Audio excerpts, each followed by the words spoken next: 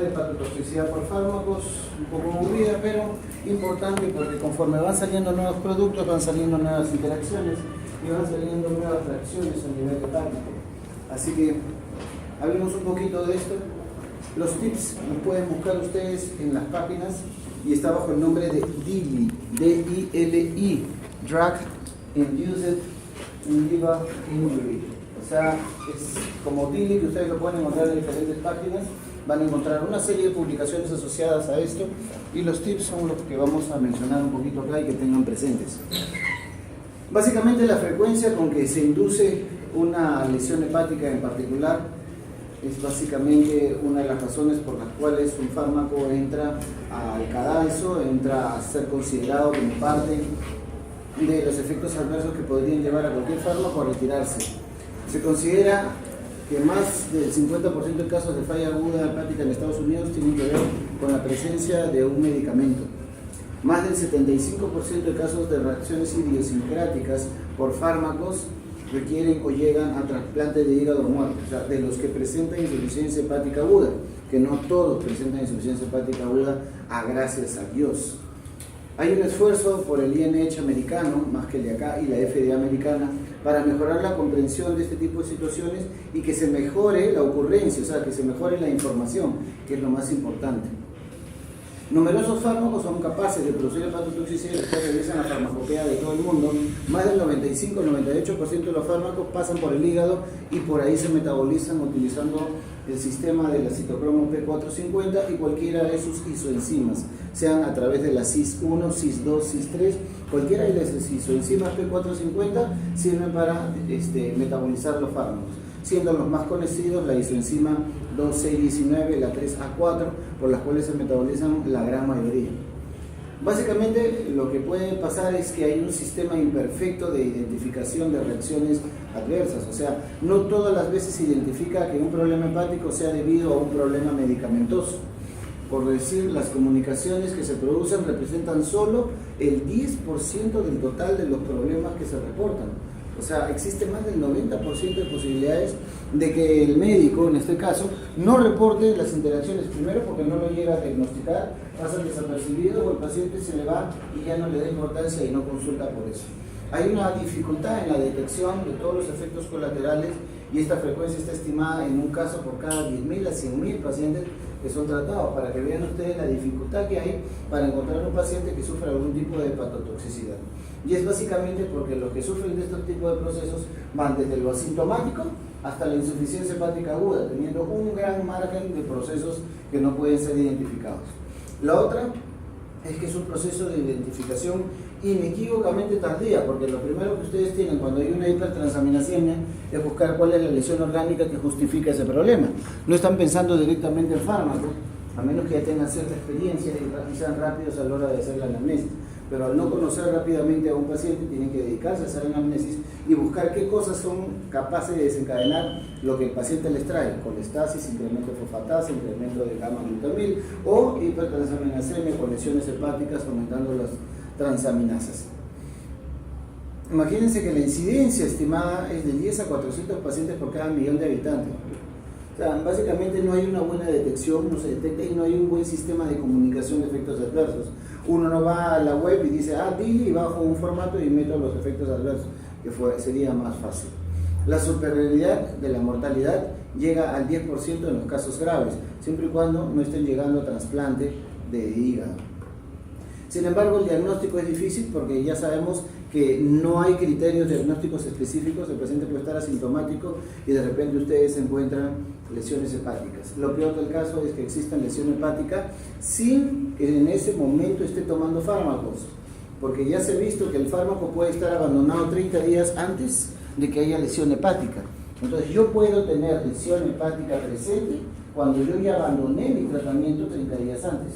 Eso está descrito. Entonces hay una serie de lesiones. ¿Cuáles son los criterios para considerar entonces a alguien en un proceso de hepatotoxicidad? Eso es lo más interesante. Los criterios son, primero, hay un periodo de latencia que varía, ojo, de 5 a 90 días. En realidad varía de 24 a 72 horas en los primeros casos. Cuanto más rápido es, cuanto más agudo se presente la reacción, ese es un problemón, porque mientras más aguda, más peligrosa puede ser, y por lo general, mientras más aguda y dentro de las 24 a 48 horas, más rápido se puede ir a una insuficiencia hepática, siendo ese el mayor problema. Hasta 90 días probablemente desde el comienzo de la administración.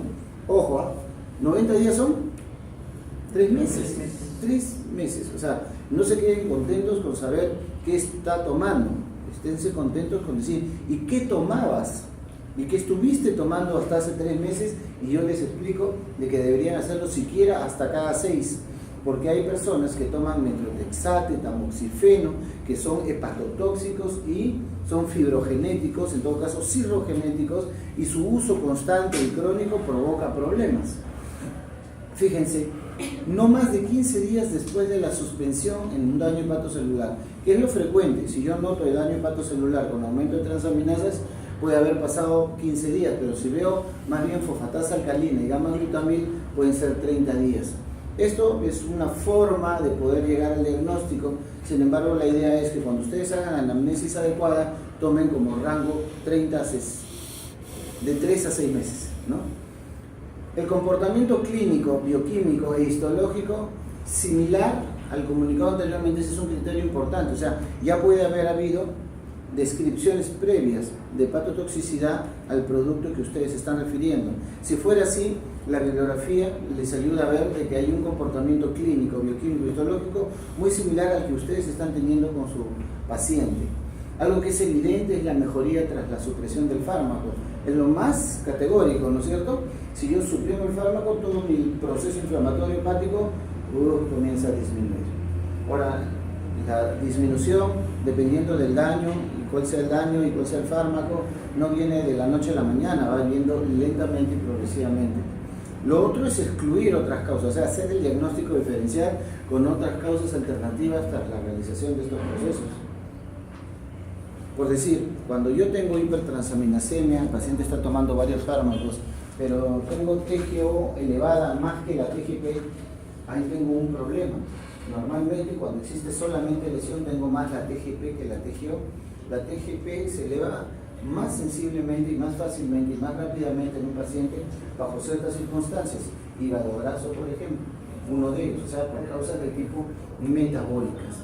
En cambio, cuando yo tengo daño hepatocelular con muerte celular, es la TGO la que más se eleva. No hablo ya de lesión de la célula, hablo de muerte de la célula y ahí tengo la TGO más elevada. Dos cosas siempre que tengan una TGO elevada, o es una cirrosis o es un problema medicamentoso.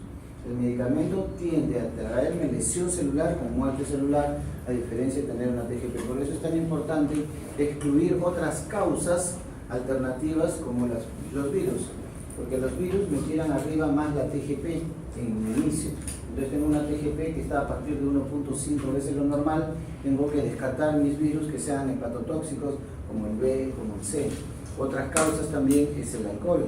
Vean otros factores de riesgo, también la gestación y la edad, porque la edad mayor de 50 a 65 años condiciona ya a la persona de esa edad a tener mayores reacciones frente a algún tipo de lesión, como por alcohol o como por fármacos. Y la característica, aparte de mejorar tras la supresión del fármaco, la otra es la recaída si se administra de nuevo el medicamento. Obviamente no estamos para administrarle nuevamente el medicamento a un paciente de forma concienzuda, porque iría en contra de lo ético y lo convencional, pero el paciente puede consultar a otra persona y de repente le vuelve a dejar un fármaco o derivado del fármaco y en forma accidental repetir el proceso de intoxicación. Entonces hablemos de los diferentes tipos de hepatotoxicidad y eso es importante que recuerden. Existen dos tipos clásicamente descritos y son de lo cual vamos a revisar porque el segundo tiene dos partes. El primero es la hepatotoxicidad intrínseca y recuerden bien intrínseco porque está inherente per se al fármaco o la droga madre o a alguno de sus metabolitos. Lo importante de eso es que es inherente, es per se. ¿Y qué causa eso? Reacciones dependientes. ¿Dependientes de qué? De la dosis. Y que afecta a la mayoría de los sujetos que esté tomándolo o que esté expuesto a ese tipo de fármaco. ¿Puede haber variabilidad entre sujetos? Claro que sí, porque no todos los sujetos tienen el mismo estado, la misma edad, el mismo estado de nutrición y tampoco algunos polimorfismos o trastornos ambientales que producen alteraciones enzimáticas asociadas a sus genes. El otro es de que por lo general, cuando depende de la dosis, cuando depende del fármaco y que la mayoría se exponen, hay un periodo de latencia breve, por lo general. Y uno de los ejemplos más clásicos conocidos es el de paracetamol, ¿no? El paracetamol en su ingesta, que muchos lo utilizan para suicidarse, ocasiona una necrosis hepatocelular marcada, cuando esto pasa de los 10 gramos, aunque hay últimos reportes de menos de esa cantidad, de 7 gramos, pueden revisarlo con más tranquilidad. Y tenemos la idiosincrática. Entonces, si tenemos una que está en relación directa al fármaco, inherente a él, dependiente de la dosis y que se repiten todos, aquí la cosa es que es independiente de la dosis. El anterior era dependiente y este no. Son impredecibles y este tipo de reacción idiosincrática es el que los manda al Palacio de Justicia, el que les hace pagar indemnizaciones, porque como es impredecible y está ligado a una susceptibilidad individual, ustedes no pueden adivinar que un fármaco le vaya a caer mal, pues, ¿no? Entonces, cuando ustedes tienen a su paciente, tienen que darle la posibilidad de que puede pasar algo a su hígado cuando lo tome, para que esté prevenido y para que lo sepa. Y es por eso que ustedes han visto que en Estados Unidos, cuando le dejan un fármaco, le dejan un folleto añadido, y es para que lean y se enteren de todo lo que ese fármaco puede producirles, y si están de acuerdo, firman una hoja de consentimiento informado al respecto del tratamiento que se le está dejando. Entonces, es independiente de la dosis. Puede ustedes darle 5 miligramos y reaccionar, o pueden darle ustedes 20 miligramos 5 veces la dosis y reaccionar. Es independiente, a diferencia de la intrínseca. Y de aparición infrecuente. Felizmente, no es el más frecuente de todas, y se detectan solo cuando el fármaco ya está comercializado. En muchos casos, estos fármacos han pasado por investigación, ya han pasado la fase 3 de investigación en humanos y en estados clínicos y en diferentes hospitales, y recién se manifiestan más claramente cuando ya están distribuidos, vendidos y ya la gente lo está usando. Hay dos tipos de este tipo idiosincrático. Uno, el subtipo 1, subtipo 2, que básicamente es el autoinmune y que ahora vamos a ver. Subtipo 1 es debido a la formación de metabolitos anómalos a través de pasos metabólicos inusuales. Recuerden que para la detoxificación existen dos grandes pasos, el paso 1 y 2. El paso 1 es la creación del metabolito, que puede ser el que cause básicamente la mayor lesión. Eso es un mecanismo de oxidación y depende del citocromo P450 y sus diferentes isoenzimas. Entonces, con estos mecanismos de oxidación se presentan uno o varios metabolitos que pueden ser o no los activos y que desgraciadamente son los que ocasionan el daño hepático. Sin embargo, el hígado entra a una segunda fase, utiliza este metabolito y más bien lo glucoroniza o lo metila o lo sulfata. Existe un periodo de metabolismo que lo más bien neutraliza, que es el que al final de cuentas me da la droga conjugada y que es probablemente la que sí tiene efecto farmacoterapéutico. Aquí existe la formación de un metabolito anómalo y existen pasos metabólicos no consensuados, no conocidos, inusuales, infrecuentes y que por lo general están determinados de forma genética. Y en estos casos, por ejemplo, existiría una combinación de polimorfismos enzimáticos potenciadas por varios factores. Y esos se dan de forma genética, y forma de saber cómo van a estar potenciados es la teoría, pero es evidente de que el mejor presentador de problemas es el alcohol. El alcohol, por eso es que cuando ustedes toman un antiinflamatorio en este video y se les ocurre tomar alcohol, la van a pasar mal. Igual cuando toman un antihistamínico, ¿no?, y toman alcohol, también la pueden pasar mal, porque el alcohol presenta al fármaco, al sistema inmunológico, produciendo una serie de problemas. Presenta el fármaco al hígado, lo lleva de la manito y lo presenta frente a todo el sistema hepatocelular. Y esto, por ejemplo, este tipo de subtipo 1 idiosincrática es la hepatitis, por ejemplo, que produce la isonacida, que es el principal ejemplo, ¿no? Recaída tardía, latencia variable, no siempre se presenta de entrada, puede presentarse después. No todos los pacientes con tratamiento antituberculoso lo presentan, pero cada vez es más frecuente los problemas con isonacida. Y el subtipo 2, que viene a ser uno de hipersensibilidad, una reacción de patología y de fondo autoinmune, lo que pasa es de que la droga madre o los metabolitos que se producen interaccionan con las proteínas celulares y forman un complejo antigénico que da lugar justamente a eso, un neoantígeno que se presenta frente al sistema inmunológico y produce una reacción inmunológica que puede ser humoral, puede ser celular. Entonces, este fármaco, el metabolito, ya es un antígeno más, uno que no debería estar o que el organismo lo reconoce mal y forman estos neoantígenos que al final de cuentas producen la reacción inmune. ¿De qué se acompaña este tipo de reacciones? Es la que más sintomatología da. Entonces el paciente viene ya con erupción cutánea, ganglios palpables y ganglios por lo general dolorosos, fiebre, en la sangre se ven linfocitos atípicos en sangre periférica y sobre todo eosinofilia. Entonces tienen un complejo importante para decir que este paciente tiene un trastorno probablemente medicamentoso reactivo de tipo autoinmune por hipersensibilidad o una reacción de tipo 2. Existe un periodo de latencia que puede ser de unas 5 semanas, no necesariamente es de presentación rápida. No aparece por la primera administración, por lo general después de que ya se ha dado una presentación, ahí aparece. Ya el paciente tiene en su memoria quién fue, pasa primero, metaboliza y sus metabolitos son recordados porque a la larga me produce un problema y queda en la memoria inmunológica como wanted, como buscado. Cuando lo vuelve a encontrar va a volver a provocar probablemente un problema mayor. Es menos frecuente que las anteriores y no se da felizmente con mucha frecuencia. Lo daba antes el alotano, que era un anestésico, entraba en la sala y lo dormían con esto. Actualmente ya no se utiliza alotano, se utiliza Ceoran, un producto que no pasa felizmente tanto por el hígado, su metabolismo hepático es mucho menor y no tiene este tipo de interacciones. ¿Cuáles son los mecanismos de hepatotoxicidad? Acomódense bien, estírense bonito, respiren hoyo, porque es la parte más aburrida de todo.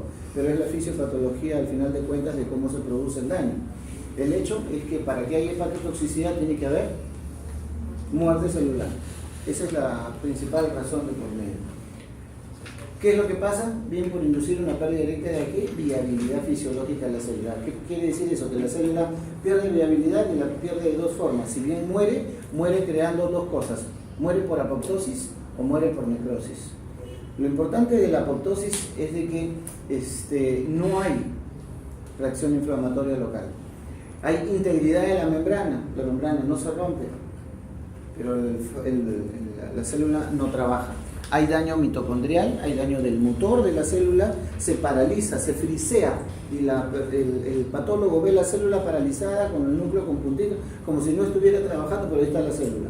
Y no hay reacción inflamatoria porque no se rompe la célula y no bota el contenido intracelular hacia el exterior, lo cual llama a la citoquina llama a los glóbulos blancos para que vengan a producir reacción inflamatoria.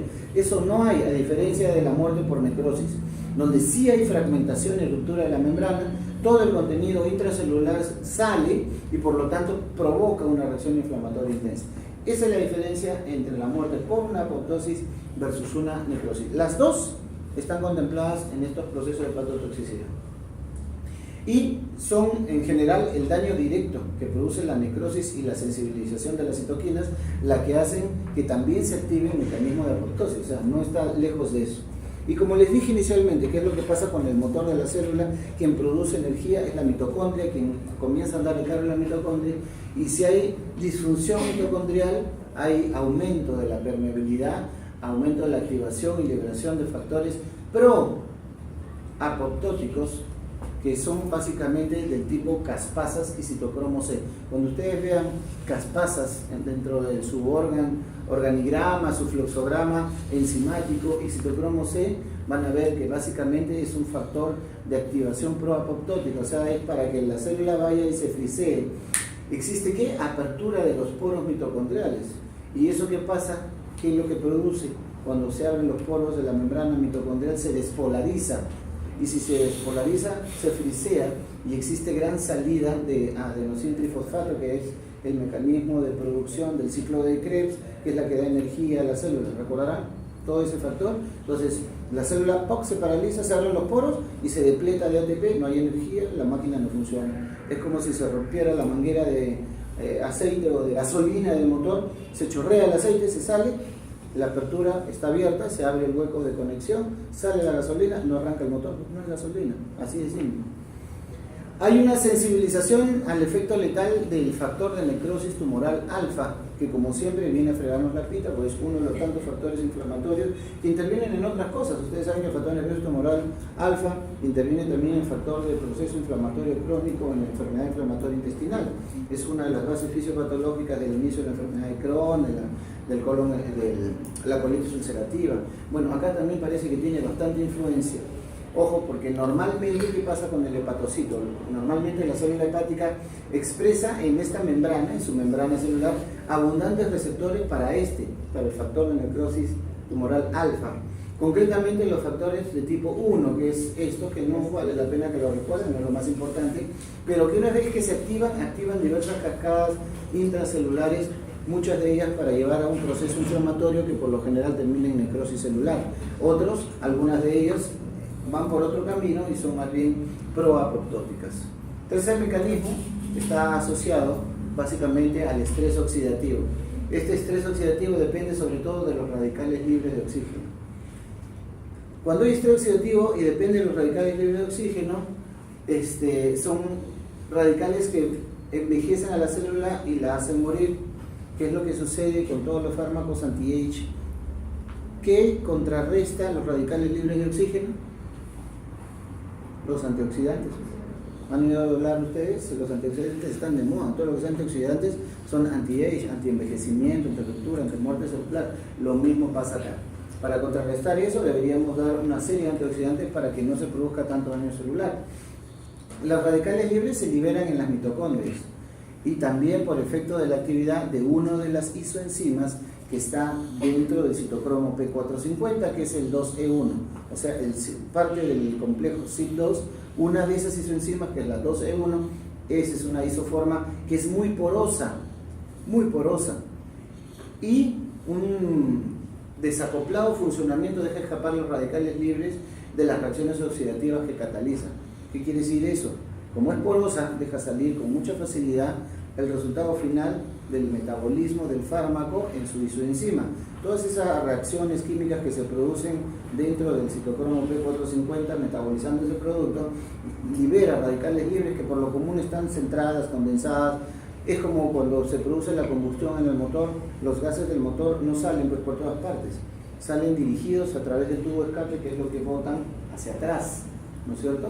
Algo así, todos los radicales libres que se producen producto de la combustión, o sea, de las reacciones de óxido-reducción, son estos radicales libres que básicamente serían acumulados y metabolizados, son más bien desacoplados y salidos. Otro factor, que es la sobrecarga de metales pesados como el hierro, el cobre en los hepatocitos, potencia el efecto de los radicales libres. La sobrecarga, por eso que los pacientes que toman fierro y que tienen una hepatopatía crónica comienzan a desestabilizarse. Y el otro es el estrés oxidativo, induce a un tipo de metabolismo o de carrera enzimática metabólica, que es la peroxidación lipídica, que es más presente en lo que se llama la esteatohepatitis o el hígado graso. Pero acá se hace presente también porque este estrés oxidativo induce esta peroxidación lipídica y la oxidación del ADN, oxidación de la molécula de ADN dentro del núcleo de la célula huésped, y eso ¿qué produciría? Muerte de la célula, porque así como trastorna y oxida el ADN, alteraría la DNA polimerasa, no se sintetizaría más ADN de la célula y por lo tanto moriría. ¿Qué es lo que hacemos comúnmente para neutralizar los radicales libres de oxígeno? Los radicales libres de oxígeno que se producen dentro de la mitocondria, por lo común, se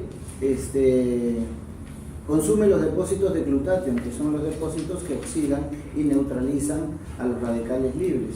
Y esta es la principal defensa antioxidante de la célula.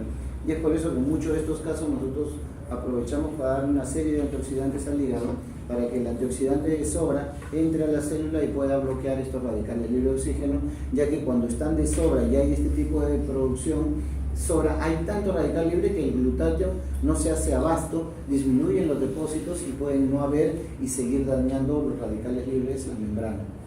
La deficiencia de este glutatión colabora a aumentar la sensibilización más bien de los receptores de la membrana celular hacia el factor de necrosis tumoral. Si baja estos niveles de glutatión y la membrana se sensibiliza, los receptores de membrana se sensibilizan más al factor de necrosis tumoral, entonces ahí sí tenemos un problema porque eso induce mucho más rápido y directamente a la muerte celular, o sea, a la necrosis celular. Como ven, hay todo un factor en sí de asociación y de activación cuando la droga entra a los receptores del citocromo P450, y cuando todo esto sucede hay una serie de actividades que se comienzan a aprender. Uno es la activación de la beta oxidación y sobre todo la lípido oxidación en la mitocondria. Se activan los receptores de la membrana para el factor de necrosis tumoral, activando los sistemas que vimos de caspasa, ¿se acuerdan? Que cuando todos los sistemas de caspasa están activados, lo que va a pasar al final siempre va a ser muerte celular. Entonces hay una serie de fármacos que producen lesiones.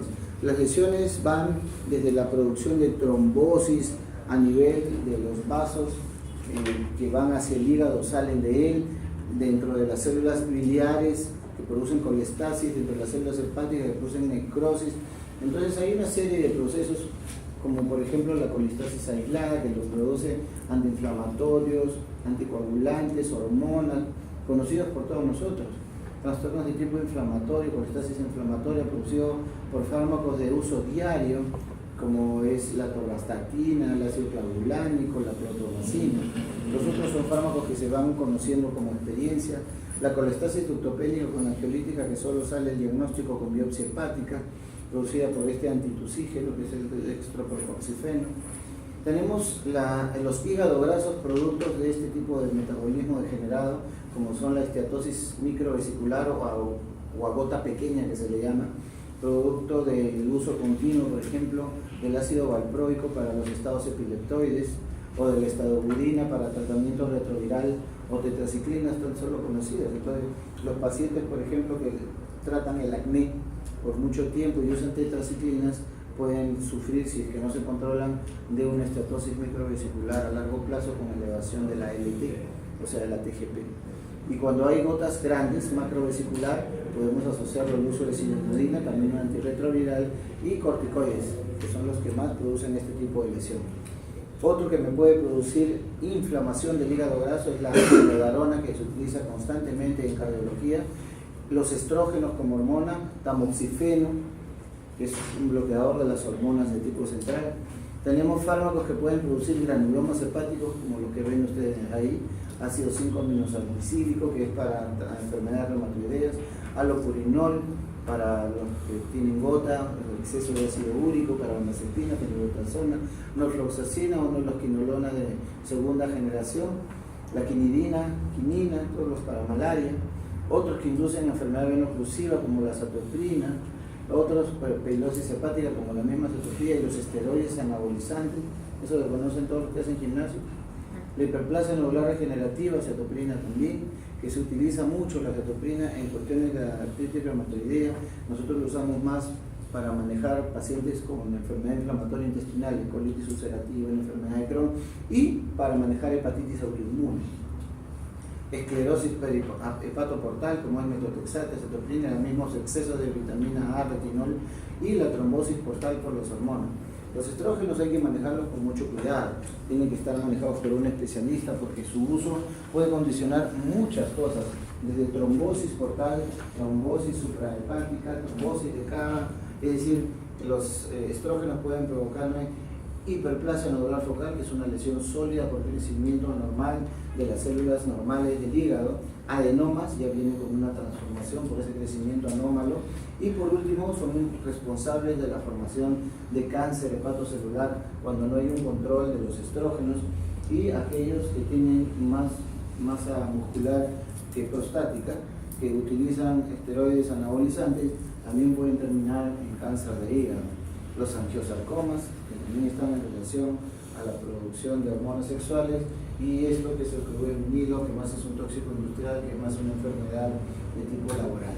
Pero ahí no quedan las cosas, no solamente se habla de hepatotoxicidad en relación a fármacos que vienen derivados de la industria farmacéutica o la farmacopea convencional, sino que también las hierbas, los vegetales, la medicina natural trae su propia ayudita. Y no todo lo que viene de la naturaleza siempre está considerado como bueno, porque cuando yo uso un fármaco, estoy hablando de un fármaco depurado de una planta, pero cuando uso la planta completa, estoy usando no solo ese fármaco, sino probablemente 5, 10 o 15 fármacos más que no han sido depurados y que probablemente me causen otro problema, y eso no lo entiende la gente en particular. Bueno, estamos en un país donde básicamente asociamos todo el herbolario nacional a medicina natural y tenemos medicina vegetariana. Todo eso tenemos que tenerlo en cuenta. Miren, este tipo de productos, uno de ellos muy conocido por ustedes, el té verde, la cáscara sagrada para los estreñidos, la hoja de zen para los estreñidos, igual para los estreñidos, son productos que pueden ocasionarme necrosis hepatocelular aguda, colestasis, trastorno de necrosis celular aguda, necrosis centrolobular. Así que hay que tener cuidado cuando uno toma este tipo de productos o preguntarlos como antecedentes. Antes el té verde se vendía muy concentrado en líquidos muy concentrados, servía para bajar la grasa supuestamente, para bajar de peso. En todo caso, se retiró del mercado como tal en Estados Unidos y en España. Ha tenido que pasar un tiempo para volverlo a tomar cuando estas dosis son bajas. Entonces ahora los té verdes básicamente es un agua de tiempo, ¿no? Y es lo que toman constantemente los chicos ahora. Pero el zen, la hoja de zen, es muy irritativa, muy fuerte, sirve para liberarnos del estreñimiento, pero a su vez puede producir problemas. Algo más de nosotros, por ejemplo, de nuestra medicina natural, es el Comfrey, que utilizamos convencionalmente, y ustedes lo van a ver en las herbolarias del mercado, que lo venden para cuestión de gastritis, úlcera péptica. Funciona muy bien para eso, pero si hacen un control metabólico de su perfil hepático, probablemente se ven con sorpresas. Igual pasa con el paico, lo toman como un antiinflamatorio, baja muy bien en la cuestión de la próstata, pero el hígado sí me da problemas. Hay descripciones, incluso a largo plazo, con lo que sería la manzanilla, el llantén. Tengan cuidado, ¿no? Hay que leer bien antes de. Y por supuesto, las drogas de abuso, que ustedes ya conocen mucho mejor que yo, ya saben que tienen que tomar más agua con ¿no? Porque produce rápido mielisis y hay que tomar bastante líquido para evitar la insuficiencia renal que produce este tipo de problemas. Y la cocaína, que para qué, límpiense la nariz, que hay mucho talco por acá, y tienen que evitar esto al final de cuentas. Pero ya saben que puede provocar hepatotoxicidad rápidamente, y eso es lo que estamos tratando de decir. Una serie de lesiones, que es el resumen de lo que acabamos de mencionar, y las diferentes lesiones, lo que sería un hígado normal con lo que es un hígado con esteatosis hepática a gota mediana, gruesa, es diferente. Lo que es necrosis celular, acá hay todo un espacio porta con necrosis intracelular, y lo que sería la fibrosis, que está teñido de azulito en una coloración especial para ver el colágeno. Fíjense todos los fármacos que en España se han retirado por hepatotoxicidad. Muchos de ellos los hemos tenido nosotros a través del tiempo, como la nimesulida, que felizmente se dejó de comercializar acá, pero estuvo mucho tiempo antes de eso.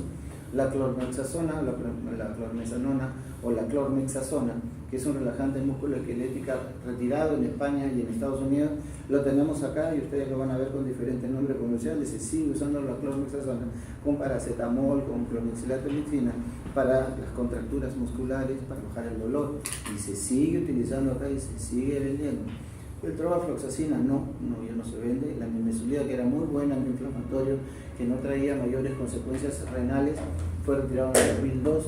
El reto, felizmente, para bajar de peso, la Camellia sinensis, que era un extracto que se tomaba, también producía hepatitis en particular, también fue retirado. Como ven, es solamente cuestión de revisar cuáles son los mecanismos fisiopatológicos. Tienen que estar al pendiente de cada fármaco cuando ustedes lo recetan. Tienen que conocer lo mínimo de cada fármaco antes de recetar, para saber cómo lo voy a manejar. Para eso ustedes siempre en su historia hacen sus antecedentes, si es diabético, si es hipertenso. Tienen que saber aproximadamente cómo está ese hígado antes de, para que yo pueda dar un fármaco y no tenga mayores alteraciones en su metabolismo.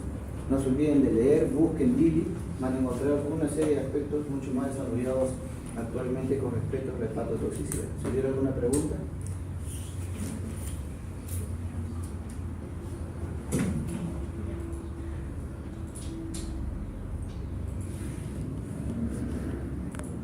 Por todos los lados. así que van a encontrar mi presentación por todas partes. Si a eso se refiere, van a poder ver que las preguntas son concretas. He hecho una marcación muy estricta cuando he conversado respecto de cuáles son los puntos que deben siempre recordar para tener en su práctica diaria. Dime. El criterio que usted mencionó de toxicidad por fármaco, pero decía de 5 a 90 días, pero mencionó que podría ser que en la anamnesis se tiene que mencionar hasta por 6 meses. Entonces, ¿ese criterio lo cuento hasta 90 días más o también cuento por 6 meses? No, 6 meses, mínimo. Porque recuerden que hemos hablado de los fármacos de uso crónico. Un fármaco de uso crónico no está hace 3 meses, a menos que hayan empezado recién. Es siempre mejor que ustedes investiguen por fármacos de 6 meses a la fecha. Pero como digo, los pacientes con artritis reumatoidea reciben quinidina, por ejemplo, lo usan tiempo, usan metronidazol, lo usan tiempo, usan corticoides, lo usan tiempo. Entonces de repente lo llevaron hasta hace 2 meses, y si ustedes me preguntan por hace 2 meses, un fármaco que usaron durante casi más de 2 años, recién lo suspenden hace 2 meses y están viendo la lesión hepática ahora. Dicen, ¿qué pasó? Recién están diciendo qué pasó, pero es bueno saber los antecedentes. Por eso es conveniente conocer el producto desde cuándo está. Y incidan mucho con sus pacientes en la parte herbolaria. En la parte herbolaria, los pacientes no consideran muchas hierbas como medicina. Muchos pacientes, no, es un suplemento para mi dieta, no es fármaco, igual que el bismuto, piensan que no es un fármaco, ¿no? Pero los productos que vienen herbales, los extractos, siempre traen alguna consecuencia, ¿sí? Así que tienen que estar buscando. Insistan de cualquier persona de que si es que está tomando algún producto. Nos ha pasado una señora que iba al gimnasio constantemente, joven, 33 años, iba al gimnasio y sus relaciones sociales, no sexuales, sociales, no confunden, que algunos dicen que es lo mismo, pero fueron muy grandes, se relacionaban mucho con la gente del gimnasio y salían después de hacer gimnasio a chupar. ¿Qué tal gimnasio? ¿Qué tal ejercicio? Si termina, es como el fulbito, ¿no? El fulbito termina en fulbazo, pero el gimnasio terminaba en trago corto.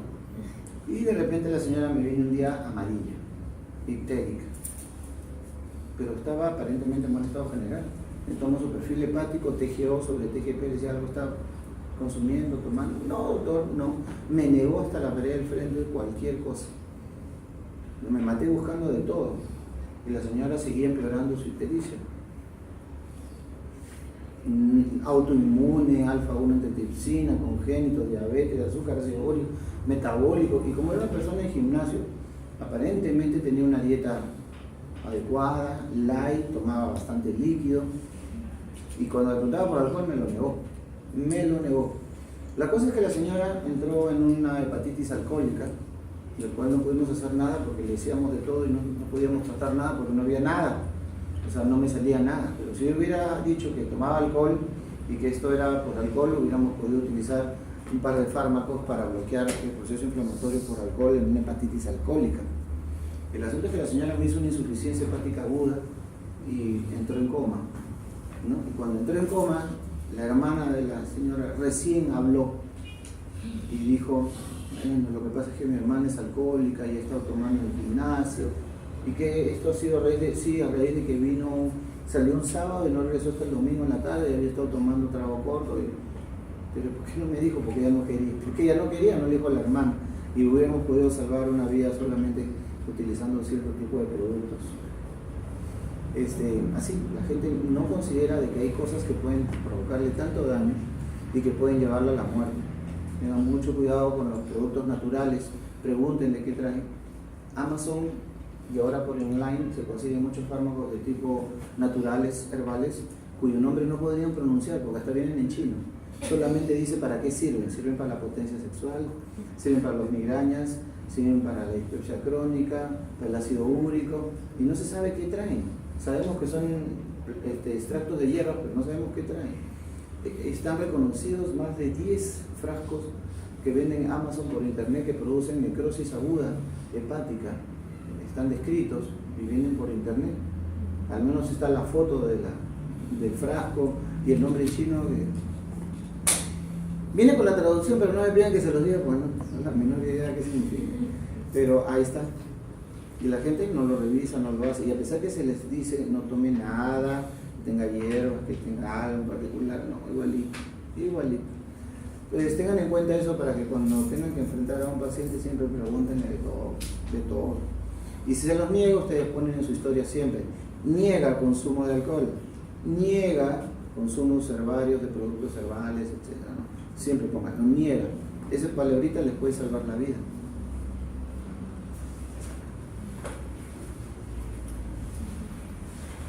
Muy bien, jóvenes. Si me preguntas.